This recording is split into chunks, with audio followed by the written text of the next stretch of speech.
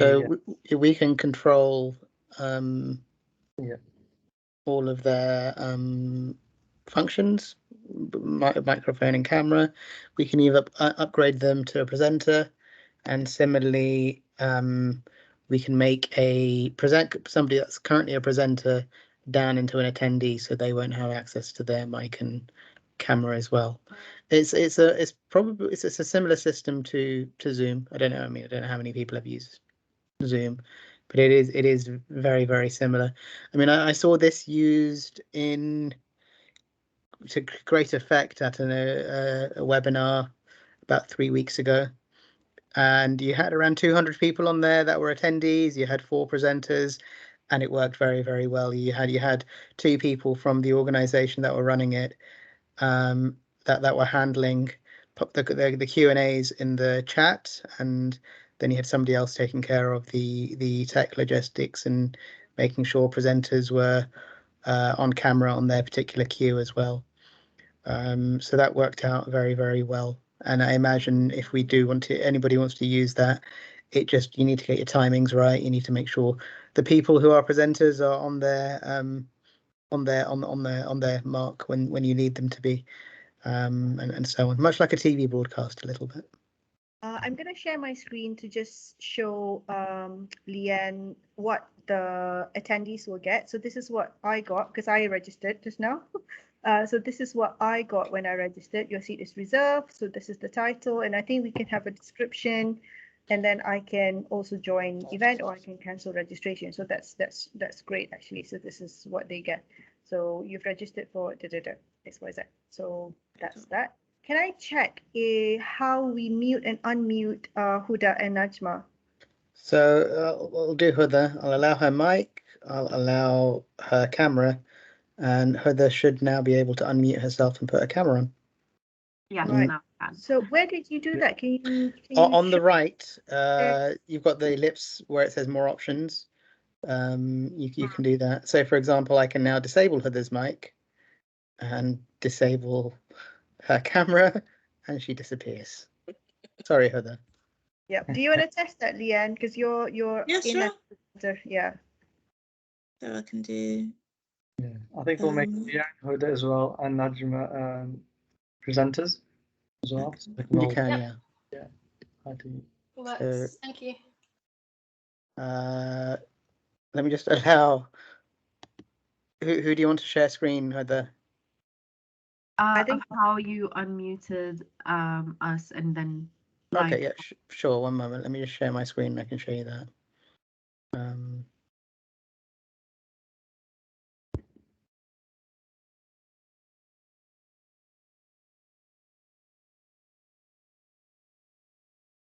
Can you see the Zoom screen? Zoom. Can you see the team screen? Okay. So Yeah. on we've got the list of presenters here where it says participants. You've got the 4 presenters here, which Ibrahim set up, and then I've got the 2 of you as attendees. There's options here where I can mute you or unmute, allow camera, and you can have your camera. So you should have your mic and camera on.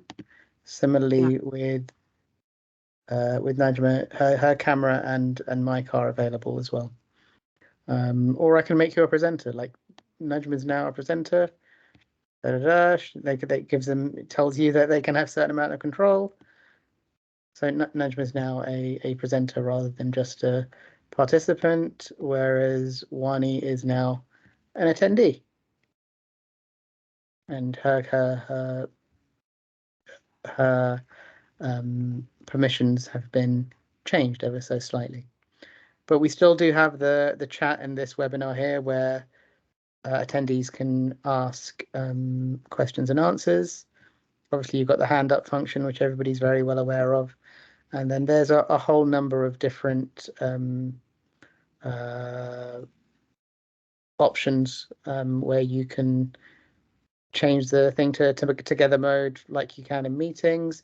You can do background effects like you can in Zoom, the whole blurring and all of that. And obviously you've got the transcription recording there as well. So fairly simple system. It's not overly complicated. At least I don't think it is. But I think all in all, it works pretty well. I mean, I should go to great pains to say I don't think we've used the webinar function in Islamic Relief yet, or at least I haven't. I mean, Yeah, not yet. I think we probably should, just because it's all integrated into one system and makes our life a bit easier. And you'll understand why when we go to Zoom in a bit and test that out as well. I think Najma has a hand up. Did he? Yeah. So just had a quick question. Is there a separate section for Q&A like there is with Zoom, or? Yeah. So that's okay. Yeah, so that's the feature actually I wanted to show you guys now. So if someone does request a Q&A or even a poll, so we can add that from the settings.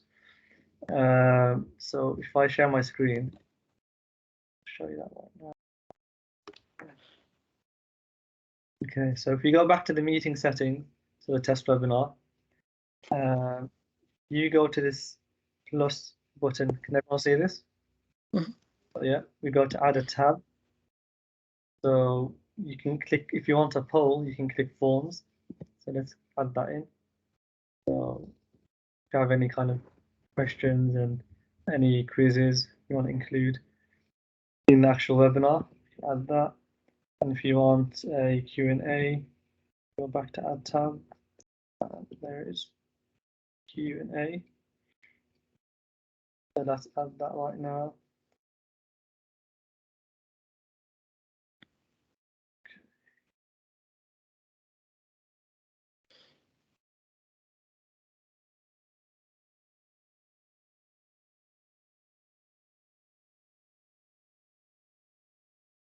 So just in the settings in the Q&A, these are options you can allow, what you can allow attendees to do. So if you want them to allow to ask new questions, just leave that ticked as it is. Respond to conversations, then leave that clicked as well, that box. Allow organisers to moderate attendee conversations. So I think you want a bit more control for organisers to kind of moderate the convos, and then also leave that ticked. But we'll leave the default settings on for now. Let's say, Do you know if these things? Oh, they're automatically added in now. Wow. Okay. yes, if you go back to the webinar, we should all be able to see that, right? Yeah. Yeah. So there we have the Q up right. Yeah. So where's the Q&A? I see the polls. Where's the Q&A? It's right next to the polls, so you have it next to it. So let me write a question in the Q&A. I don't think I can see it. Oh, all right. You not see it? Okay. No, it didn't. It hasn't shown up on my on my screen. I'm not sure if the reason for that is I might need to give you kind of access to see it. So let me have a look. Can anyone? I can't see it either. I can only see polls. As my one. I can see both. Oh, okay. Okay, this is a bit strange. I feel left out. Yeah. So that's the Q&A function. You can also test out the poll function. So if you go to create new here, create a new poll. It's pretty simple to use, to be honest.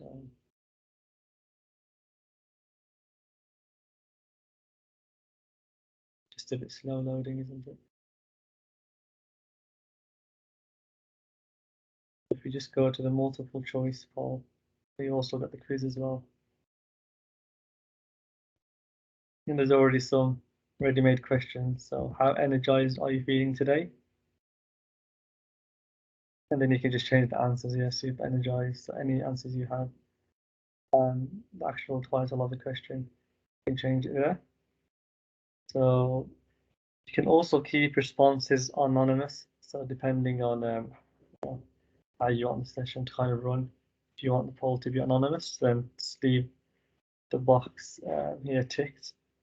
If you don't want it to be anonymous, then just untick it. Then you'll be able to see all the names of the respondents.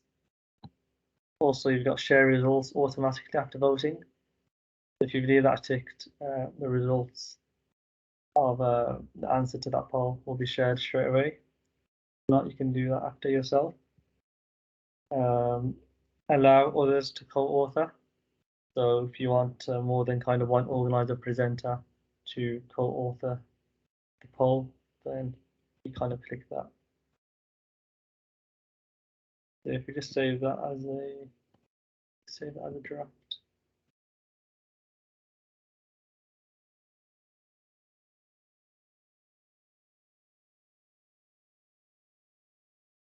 So I think, Mohammed, did you put up a question as well on the poll, right? Yeah, I thought so. Yeah, so what shall I have for lunch? So if you click. Got 4 respondents. Yeah. Can everyone see how the poll is on the right hand side? Yeah. And same with this really. So sorry, this one, because I think I have to launch it. So once I press launch, should be able to respond. See, now it's live. Now you can kind of take what you want.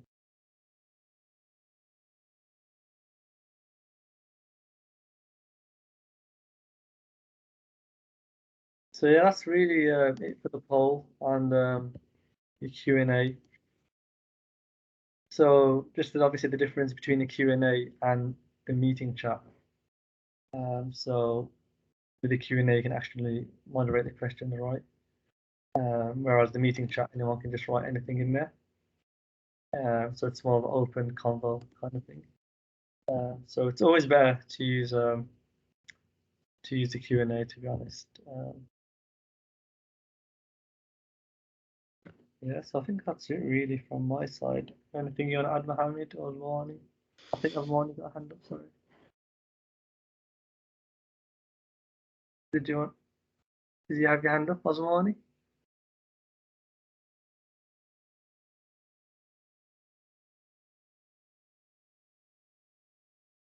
Oh, I think she's still a participant, so you'd have to unmute her. Oh,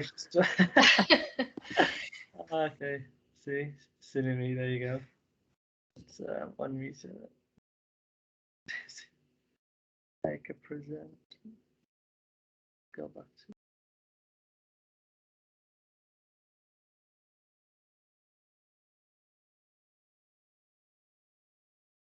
Hello, Mike. Kesmani, sorry. That we silenced you before. No worries. So my only comment is, so we can disable chat and just push people to ask questions on there, or there's no option to disable chat during, say, for example, we have a webinar, because it's a bit much to try like maintain the chat and to try maintain the Q&A. Although if you have 2 people doing it, then you can go back and forth. That's the other thing. Is that an option? Yeah, so I think now, because what happens is once you add the Q&A, you still have the meeting option as chat. All right. Yeah, so you still have both available. From my understanding is everyone in the meeting chat that are presenters should be able to see it. So anybody as an attendee should not be able to see the meeting chat. It just depends what you kind of option that you make them. So if we're all presenters now, right? This current moment, I think. Except for Huda. Is Huda a presenter as well? Is a presenter as well? Let's have a look. To show. Yeah. Just you can only add the things like the poll and the forms and what have you once you've actually created the webinar. You can't do that in the initial inception when you're actually creating the webinar link and all of that. You have to go back in and do it afterwards, before the webinar starts. Obviously, Ibrahim was doing it whilst the webinar was running. Yeah. And that's why some of us can see the Q&A, some of us can't. So it's always good just to do a quick test and check just to make sure all the tech is.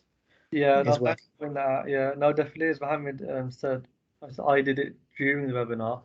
If you are setting up the webinar, it's better to before it actually starts. Yes, obviously that always makes it makes more sense just to have it set up before, just to make sure, yeah, like Mohammed said, everyone can see and if they're already ready, and kind of saves you the hassle during the webinar. So yeah, I think yeah, for webinars, I think that's it really. What do you guys think? Anything else we need to? Yeah. Any questions? I think the other function that one of the things that I like to do is when a presenter is speaking, I like to pin them so that their face fills up the screen. So it's kind of like one of the best practices. And then when it's like a Q&A session, then maybe I'll pin all 4, for example, so that everyone's there and you can make it a bit more interactive. So Ibrahim, if you can just run through the pin and what difference it is to the others, what pin means. Yeah, so if you click on the ellipse, I think it's called, isn't it? The 3 dots. So if you click on that and say you put pin for me. Yep. So now we can see Mohammed. Can everyone see Mohammed as the main picture? Yeah. Okay. So yeah. So here's now. The floor is yours, Mohammed. What, you want me to do some karaoke? What is it? Yeah. So you just click on the right button. You can also unpin. And there's also the option of spotlight for everyone.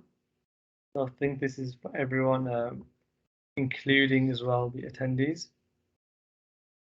I think this is good if you want to do a screen grab. That would be good for annual reports. Say again, sorry. It's good when you want to do a screen grab. Like you want to push everyone together in the same screen and see like attended. So that's quite good. That's it. Yeah. Yep. I don't have any more questions on the webinar function, but if anyone wants to test and create their own from scratch and we talk you through it, by all means, we can do that as well. Yeah, definitely. Should we leave this and go back to the main room, or? Yeah, we can. I mean, just the last thing to highlight, you've got the nuclear option. You can remove people from the meeting if they're being a nuisance or somebody's inadvertently joined the meeting and decided to wreak havoc. So just remember, you're in control, you have power, and enjoy it, because it can be a lot of fun. Can you run that through, Mohammed? Because I can't. I don't know how to remove someone. You're right. You're an attendee. Yeah, you're an attendee. That's why you can't at the moment. Yeah. But you make your presenter. Make you a presenter, then you should be able to remove any of us from the meetings. Can you try and remove me? I want to see how. What happens? I imagine it'll just end the meeting for you. Give it a go. Let's see what happens. Yeah. I'll see you in the other room. Yeah. It's the first time, guys. This function is being used, so don't think I've ever done it. And she's gone. She's gone. Yeah. So. All right. Should we rejoin the other one? So yeah, I'll just. I just have one question. Yeah. I don't know if it's a silly question, but I'll ask anyway. What's the difference between mute mic and disable mic? Hello? Yeah, muting somebody is just muting them. So yeah, that one. But what's the disabled mic? They can't use their mic within this particular webinar. Okay. So even if they try to unmute themselves, I see. Okay, cool. They won't be able to. Or if they want to switch their camera on, they won't be able to, because in this walled garden, the presenter or whoever's running the actual webinar has the control over that. So you won't have random people just pitching up and having their camera on, and they won't be able to show their houses or offices or anything else that we don't want to see. Yeah, makes sense. Thank you. Great. So, yeah, I'll just stop the recording here. If we go back to the other call, and then we can go through the live events, hopefully. All right, thank you, guys. See you in a bit.